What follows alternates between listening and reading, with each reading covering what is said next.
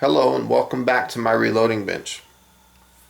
Today's video is a request by a friend of mine to do another 45 long Colt video, but in a shorter format. So here's my attempt to do that. I already have one out there, but it's like 68 minutes long. There's a lot of great information. I'm showing you the number one most important thing in reloading. That's your safety glasses and also the safety of what you're doing. I'm going to be sharing load data with you. Okay, this is already data that I've done the research on. This is data that works for us, works good, shoots good in our pistols. But I want to stress, even though I'm sharing load data with you, don't rely on data that I give or that someone else gives you in any videos on the internet. Make sure that you go out there and do your own research. Two common sources of load data. One of them is books. You know, I have the Lyman 49th edition. It's a great book. There's Hornady makes a good book. Sierra makes one. Spear. Lee, I happen to have that one too. The other source of load data that I like to use is whichever powder I happen to be using. You can often go to their website and type in what caliber you're looking for, and they'll share load data with you. So these figures and all these trim lengths and case overall length and powder charge and all this is a culmination of a balance between the 49th edition and the online data from the powder manufacturer's website. Okay, so I want to tell you that I'm not a reloading expert. Okay, I'm only sharing information and techniques that work for me. So some things that you're gonna have to do any reloading. There's 6 things. The first thing is the press. You've got to have a press. Today we're going to be using a Lee single stage light duty very inexpensive press. And when I use the word light duty, I don't mean that this thing's a wimp, okay? I've loaded full length resize 30-06 on this thing. But I'm a type of person that has a lot of finesse, and I'm a very patient person. So if I feel something bind up, I don't sit there and just crank on it. You know, it's not me. I stop and I inspect and look at why it's bound up. And because of that, the way I reload that way, I think I'm able to get by with the smaller press. I don't need like a rock chucker or something where I can just crank, you know, a lot of leverage. So anyway, that's the first thing you need. That's the press. Second thing you'll need is some dies for whatever caliber you're going to be reloading. Today we're going to be doing 45 Colt, so we have the RCBS die set. There's 3 dies in there. There's a decapping die, there's a case mouth expansion die, or belling die they often call it, and there's also a bullet seating die. 3 dies in there. Okay. The third thing you're going to need is a shell holder for the press. Now let me show you something here. This is a quick trivia time. Is this the correct shell holder? If you said yes, you're wrong. This will not fit in the press. This is a shell holder for the Lee Auto Prime tool. This, you notice the bottom is a lot different. This is the shell holder that fits into the press. Okay? Yeah, I know that was kind of a trick question. They look very similar, but there is a big difference. So don't get confused with the Lee Auto Prime shell holders that have the flat bottom on them. Make sure you get the ones that fit into the press. Okay, so you'll need a shell holder. Fourth thing you're going to need is primers. Today we're going to be using the CCI large pistol primers, number 300. Fifth thing you'll need is the bullets themselves. We're going to use today a Hornady 200 grain jacketed hollow point. Hornady. Man, this is what they are. They're good bullets. Last but not least, powder. Today we're going to be using Alliant Unique powder. This is a flake powder. It's a really good powder. Now into the steps of the actual reloading itself. First thing, make sure you clean the cases. I've already done that. They just came out of the tumbler. I'm going to take my brush. I'm going to go into the mouths of the cases. what I'm doing is I'm looking at the primers to make sure the primers aren't bulging out, and make sure that there's no splits around the mouth of the case, okay, which would be the top area up around here. There's no cracks or anything like that. I'm just doing a quick inspection of the cases. Make sure that the cases look good. If you see primers bulging out, that could be a sign of one or two things. It could be a sign of overpressure, like maybe the last load that went through there was hot, or two, it could be a sign of a weak primer pocket. Okay, so, but in this case, all of them look good. I ran my brush through. The second step, I'm going to lube these cases. Today I'm going to be using Dillon Case Lube, DCL. Shake it up to mix it a little bit because there's two components in there. There's alcohol and lanolin. They use the isopropyl alcohol as a propellant to send the lanolin onto the cases. And what you do is you let them sit there for a few minutes, and basically the alcohol will evaporate and what's left behind is the lanolin. At this point, I'm going to install the shell holder and also the decapping die. Now remember, we have the correct shell holder. We have the one with the little grooves on the bottom. Those grooves fit into the ram of the press, and they just pop right in. Okay, you just push it in. There it is. It's already installed. Now to install the decapping die, and once again this is noted by the little decapping pin, because that pin pushes out the old primer, and as the case comes up into the die it resizes the case. So what I'm going to do is I'm going to raise the ram, and I'm going to start threading this die in all the way until the die body touches the shell holder. Then I'll stop, and then I'll back it out about a 1/16 of a turn. So I've touched the shell holder.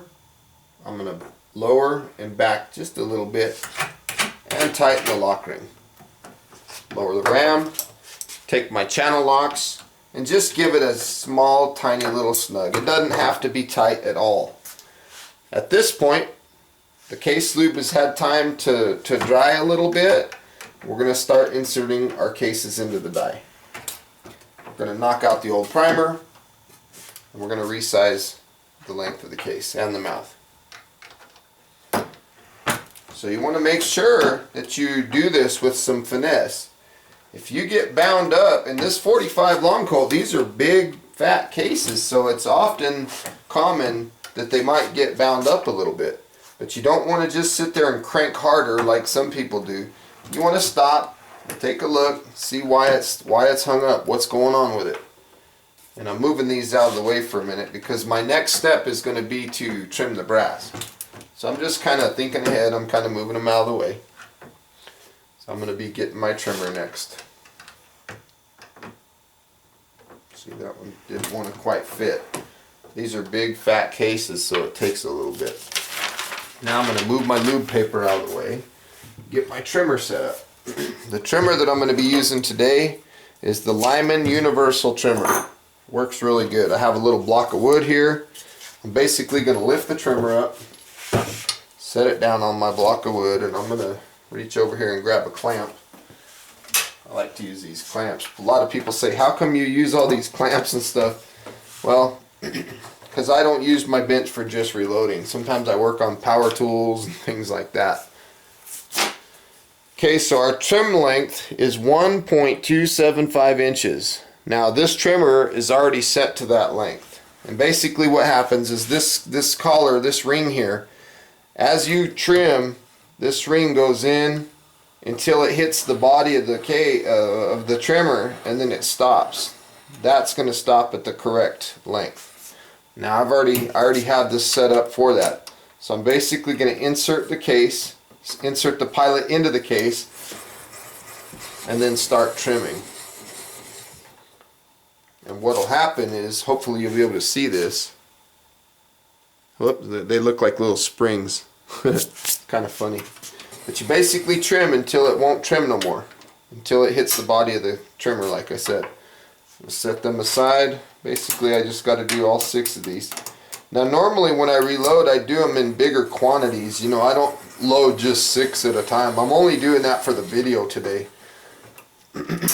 Normally, the way I would recommend to reload would be to get like a batch of 50 or maybe a batch of 100, and then do all the steps one at a time, just like I am with these 6. This is a really good case trimmer. I like it. In fact, when I bought it, it came with an extra cutter. Now you'll notice the mouth of the case is kind of dull looking. I'll show you something here in a second. After I trim them, they get really shiny looking.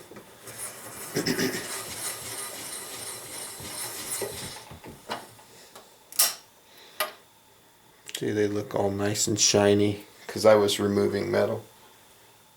Last one.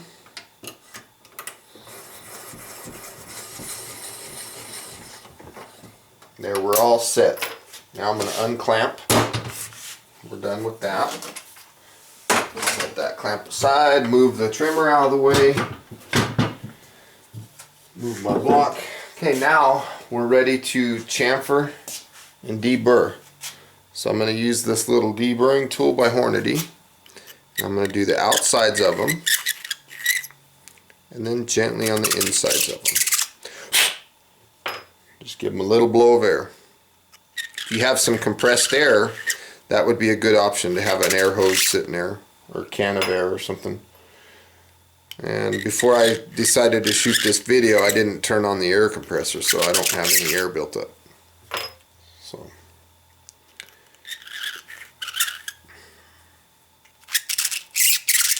but you don't have to chamfer them hard or anything like that. Just very mild. Just enough to get the burrs off. What this will do is this will help. It'll help the bullet seat a little bit better, and you're not going to have any kind of burrs or anything to get onto your fingers. You can also, if you don't have air, you can also go back to your brush again, just to kind of get a little, if there's any metal inside.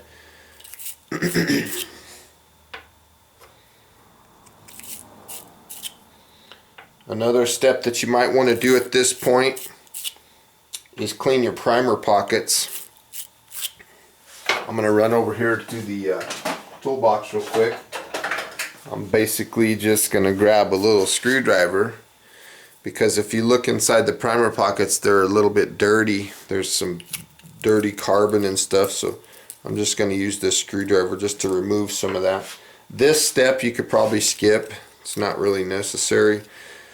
Some people, they go into great lengths on their cases, and they'll sit there and they'll trim the flash holes, and on some of the rifle cartridges they'll trim the necks, and I don't get that crazy. I mean, and my ammo shoots just fine, but I am trying to remove some of this carbon out of the flash hole. See, it's kind of dirty in there.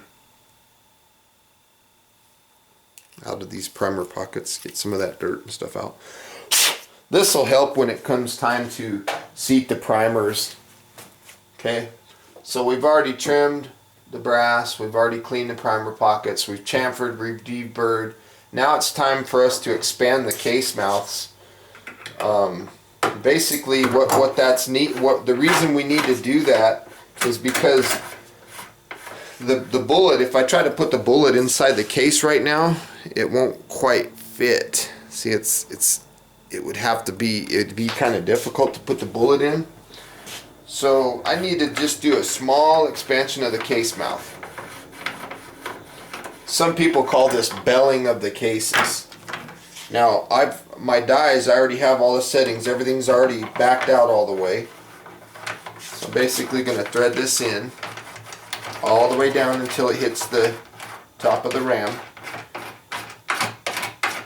top of the shell holder, and then again I'm going to back it off a little bit and just mildly lock this lock ring. Just mild, okay? The key word is mild. It doesn't have to be gorilla tight. Take my first case, insert it into the shell holder, raise the ram all the way up, and I'm going to lower this belling adjustment down. And it doesn't take a lot. I just want just enough to where the bullet will just sit inside there. We're almost there actually. It doesn't take much. This will help in our bullet seating. These increments that I'm turning this at is about, I don't know, 1/8 of a turn each time. You don't want to turn it like a full length. You know, you might go from not having enough to too much. So I'm just making small adjustments. And I think we're about there, maybe a little more.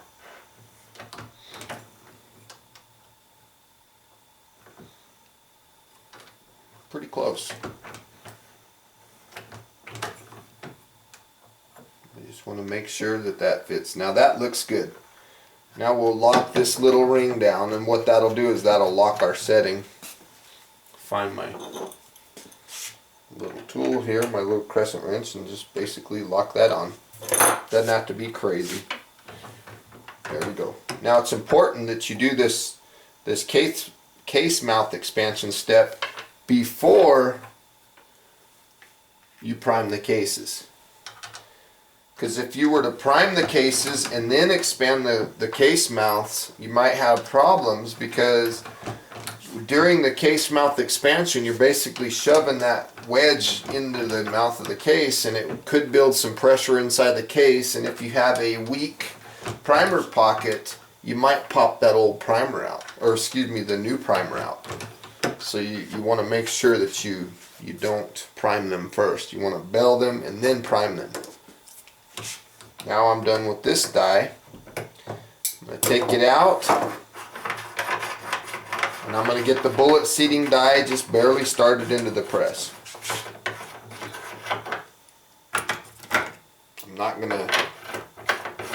I'm just going to stop right there. Now from this point I need to prime the cases, because remember, they don't have any primers in them. So like I said earlier, I'm going to use CCI large pistol primers. Today's tool is going to be the Lee Auto Prime. The little primer arm broke, and I replaced it with the Lee Auto Prime XR arm, and it works just fine.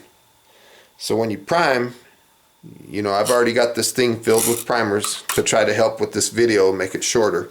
You want to get a fill of them as they go in, and make sure that they're just a little bit recessed. You want to make sure that they're underneath flush or just a little bit recessed.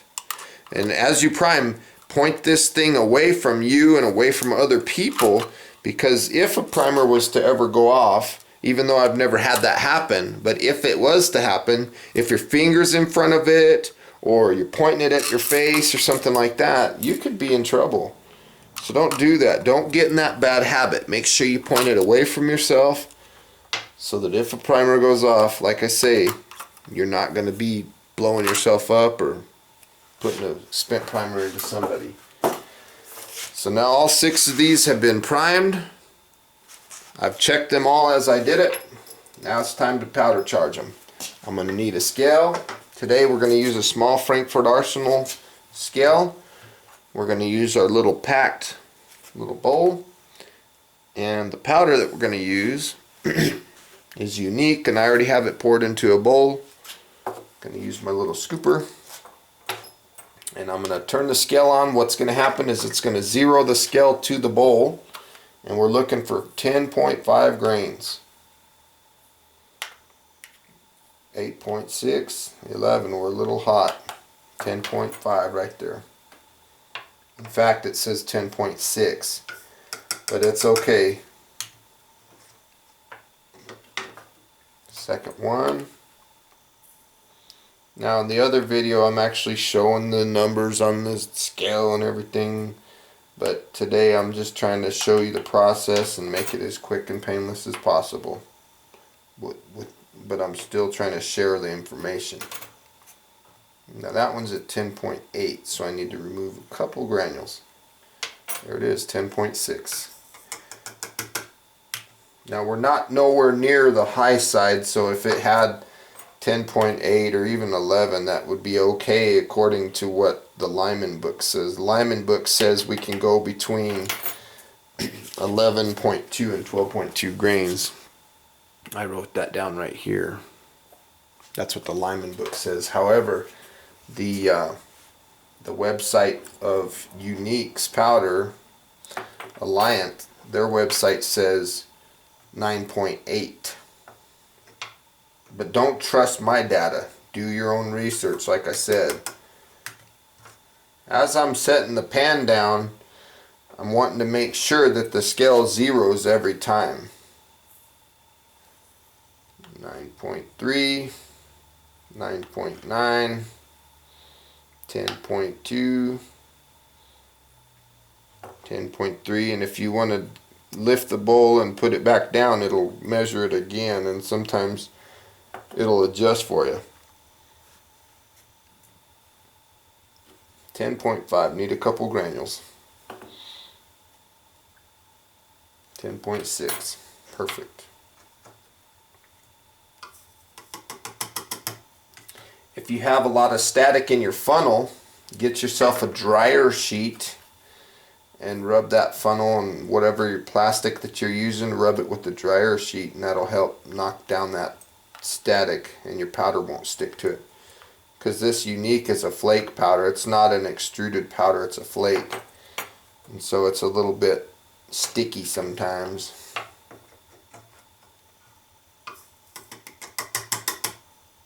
Okay, we're on the last one. I hope this video helps. You know, I hope it's what my friend was looking for. Same process, just a little quicker. I'm sure doing my best here. I generally don't like reloading this fast. I'm just doing this to try to get my friend this video. So we're done with the scale, we're done with the powder. I have all 6 of those cases laid out. Now before I seat any bullets, I'm going to take my flashlight and I'm going to look down into the mouths of the cases, and I'm verifying that the powder level is uniform. And it is. It looks good. Now at this point, we're ready to seat bullets. Okay, so I already have the die in. I'm going to raise the ram. I'm going to lower the die all the way down until it touches the shell holder. Then I'm going to back it out about 1/8 of a turn. Lock the lock ring and very mildly lock that down. Take the case with powder and a bullet and raise the ram. Lower the bullet seating stem until you feel it come in contact with the bullet. Lower the case, go about 2 full turns, and seat that bullet. Okay? Now the 2 full turns thing, that's not a standard. That's just, I know that's about how much I need to do it on these 45 Colts to start getting close to my measurement. Now, my overall length for a 200 grain bullet is 1.580 inches. So I'm zeroed out. I should be a little bit long here. 1.580 is what I'm looking for, and I'm at 1.64. So we'll put the case back in. We'll lower the bullet seating stem a little more. Put it back down. 1.61. So what we have to do is we have to get our bullet depth down to the length that we need. 1.59. And then after that, I'm going to show you what I do to get a crimp on there. 1.586. So since the closer you get, the smaller your adjustments need to be. 1.583. So just a tiny bit more right there. That should be the ideal length. 1.57.8. Okay, so that's good. Now what we're going to do is we're going to back out the bullet seating stem again. We're going to loosen this lock ring. We're going to come in here with the case, raise the ram, and lower until we feel it touch the mouth of the case. We're going to lower the ram and give this thing about 1/8 of a turn. Push. What we're trying to do is we're trying to establish the taper crimp on the bullet here. So go a little more with the die body, not the seating stem. We're establishing a crimp. This crimp is going to hold the bullet in place, and it's also going to make it chamber well into the pistol. We're going to be putting these into a Ruger Vaquero revolver. This is just a mild little taper crimp. And you'll feel it catching. So you want to make small adjustments until you get the crimp that you want. Now that looks pretty good right there. So now that we have the crimp that we want, we'll go ahead and lock the lock ring back down, because we have the die body adjusted to the crimp that we want. Now with the cartridge in at the length that we wanted, we're going to raise the ram and lower the bullet seating stem back down till it just barely touches the cartridge. Once again, we'll verify our length. We might have shrunk a little bit. Yep, we did. We went to 1.573, which ain't that big of a deal. Start with a new case, raise the ram, take it out and measure. We might need to make a small adjustment. Okay, we're at 1.576, so we're actually going to back out the seating stem just a hair so that we can get closer to 1.580.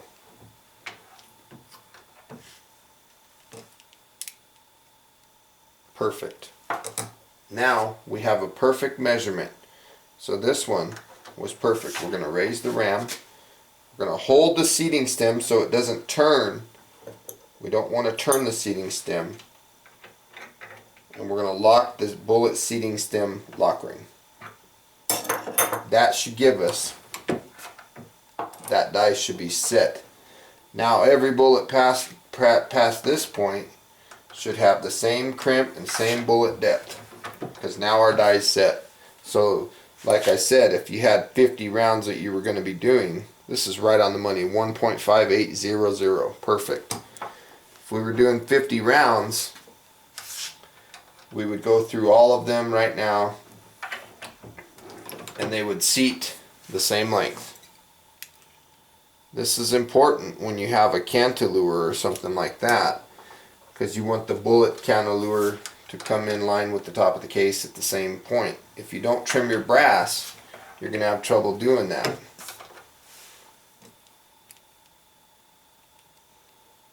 Perfect. This last one was just a hair short, so I'm going to send it through one more time and give it a little push. It was just 1/1000th over.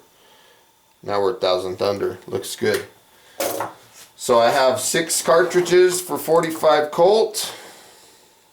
The last step is inspection. I'm going to take my rag and I'm basically going to wipe down the lube, get the lanolin off of them.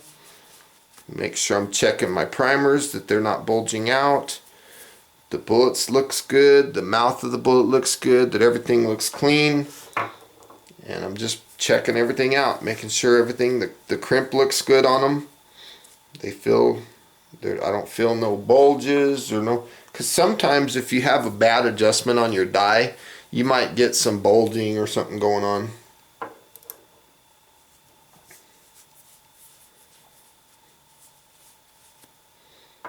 So it's a quick inspection, just like the first step of reloading is a quick inspection of the cases.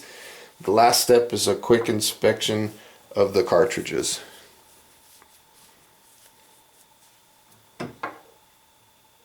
So there it is, 45 long Colt ammunition, short version video. Hope this was helpful to you.